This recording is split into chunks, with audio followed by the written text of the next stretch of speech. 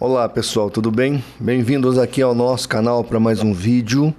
Hoje eu vou reproduzir aqui 2 minutos e 30 segundos que eu cortei, selecionei aqui 3 senadores que, juntamente com um grupo de senadores, fizeram uma carta pela liberdade.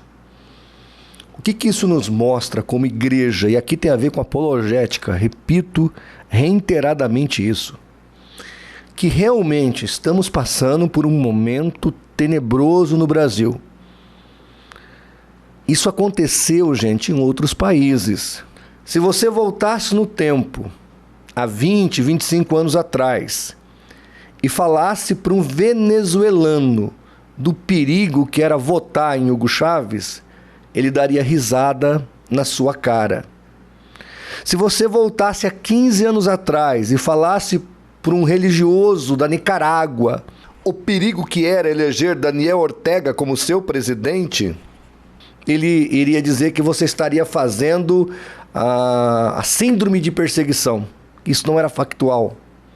Se você voltasse no tempo para a década de 50, 60 e falasse para um cubano da miséria que o Fidel Castro poderia trazer para eles completamente ignorariam você. Vamos voltar um pouco mais no tempo, vamos fazer um exercício mental. Eu li um livro chamado O Semeador de Lágrimas, do Dr. Cury. É um romance, ele escreveu em forma de romance para tentar atingir o público infanto-juvenil, mas é fantástico, é um livro de psiquiatria para leigos, de uma maneira esplendorosa que foi colocado ali os fatos. E então nesse livro ele é um professor que ele volta no tempo para a época de 1935, 1940, na Alemanha nazista. E no livro ele analisa o Hitler, ele analisa os alemães e ele analisa os judeus.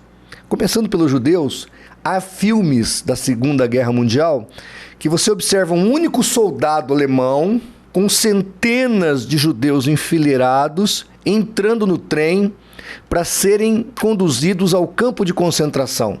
E a grande pergunta é por que aquela turba não se rebelavam contra o soldado? Era um soldado só. E se você ia morrer, era melhor morrer com um tiro do que morrer cozido numa fábrica, numa indústria, virando sabão, porque o Hitler chegou a fazer sabão com os judeus. Mas o que acontecia? Aqueles judeus que estavam entrando naquele trem não acreditavam que Hitler faria o que fez. Eles achavam que estavam sendo detidos para averiguação, talvez uma prisão por um tempo de guerra, alguma coisa desse nível concebível. Era essa a mentalidade dos judeus. Por isso que eles não se rebelavam. Porque se uma turba daquela se rebelasse, o soldado com aquele rifle antigo que tinha que encher pelo bico não dava conta daquele mar de gente que estava ali entrando naquele trem. Outra coisa, os alemães, quando questionavam a sociedade, ou alguém, vamos imaginar, de outra parte da Europa, questionavam, seus patrícios questionavam os alemães daquela época, eles riam. Imagina, o Führer é gente boa. Imagina que o Hitler vai causar 50 milhões de mortes na Europa. Isso é loucura. Ele é gente boa. Ou seja, os alemães não acreditavam. E aqui é importante nós explicarmos historicamente, não foram só os judeus que foram vítimas do Hitler. Morreram 6 milhões de judeus, mas morreram 1 milhão de deficientes alemães, de homens e mulheres que tinham alguma deficiência e que o Hitler mandou matar. E quando a gente analisa e pega ali o que o Dr. Cury faz, a análise da mentalidade do Hitler, ele acreditava em tudo aquilo. E olha como é que a história é repetitiva. A priori, ele tentou dar um golpe, prenderam ele. E dentro do tribunal, ele preso, o juiz permitiu que ele fizesse um discurso E ele faz um discurso ali inflamado em nome da Alemanha, que até o juiz fica emocionado com o discurso do Hitler. Não sei se você lembra quando o Gilmar Mendes pegou um copo d'água. O Zanin, o advogado do nosso Hitler, né?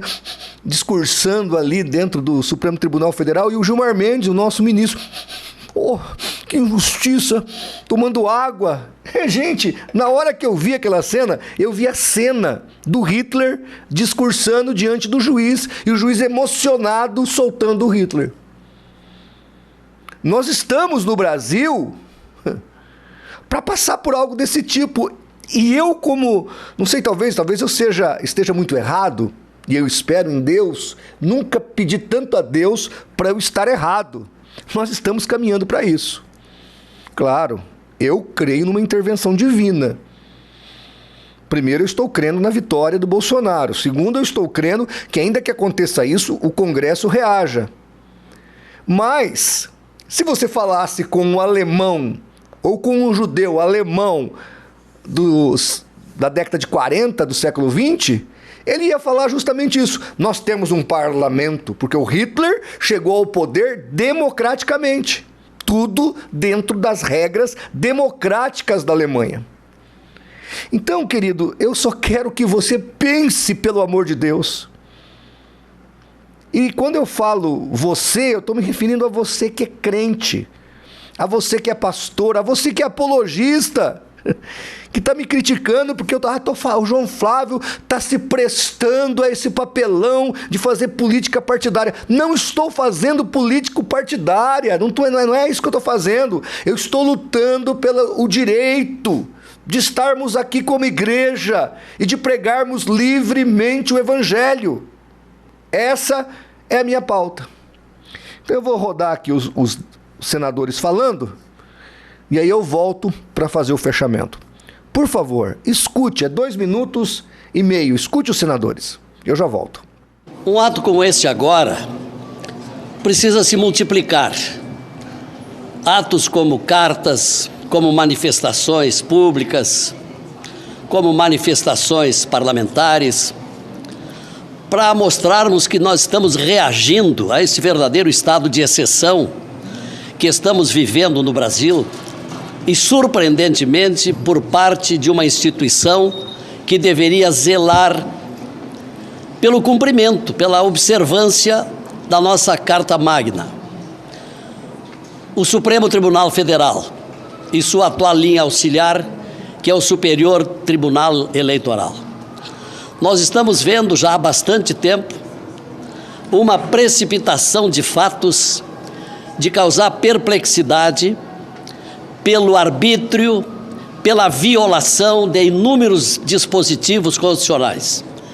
É o artigo 5º sobre a liberdade de pensamento e de expressão, é o artigo 129 da Constituição, sobre as prerrogativas do Ministério Público, que vem sendo ignorado, é o artigo 220 sobre a total liberdade da imprensa, etc.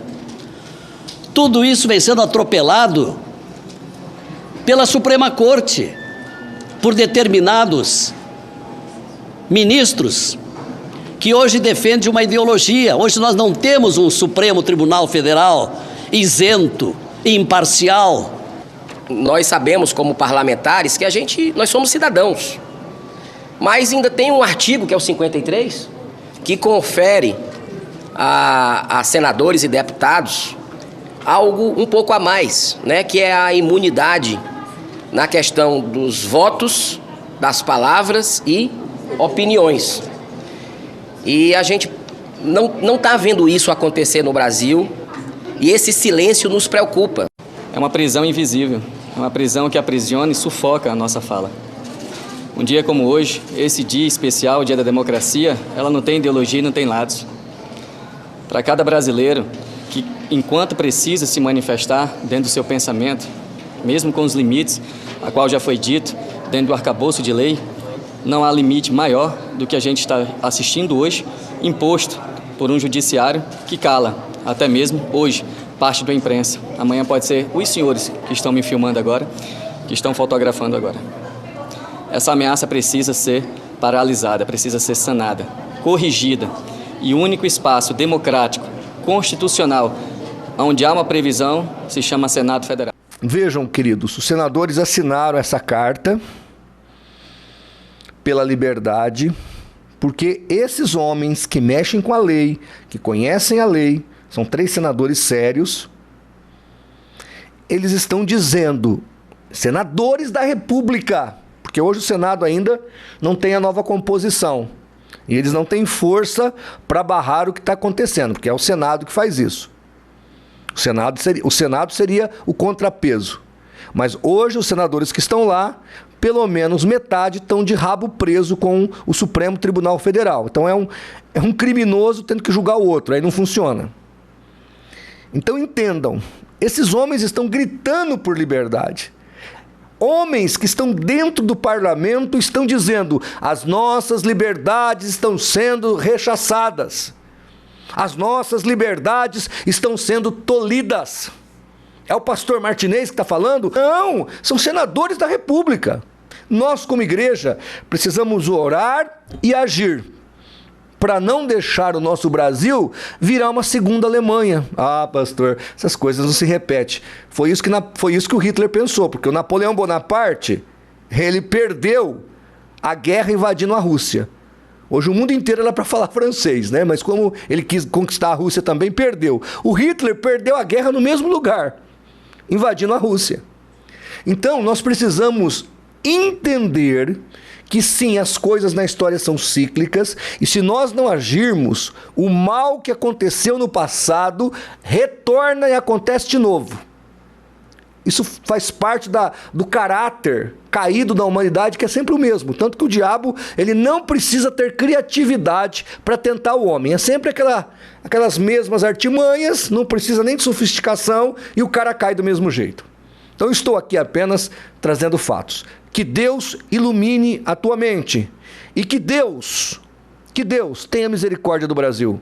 Que nós nunca nos tornemos uma Venezuela, que nós nunca nos tornemos uma Nicarágua, e que nós não tenhamos a sorte da Argentina, da Bolívia, do Chile, que estão na mão desses esquerdopatas miseráveis, que precisam da miséria para se manter no poder. Por que o socialismo não dá certo? Por que o marxismo não dá certo? Porque a miséria é o combustível dessa ideologia política.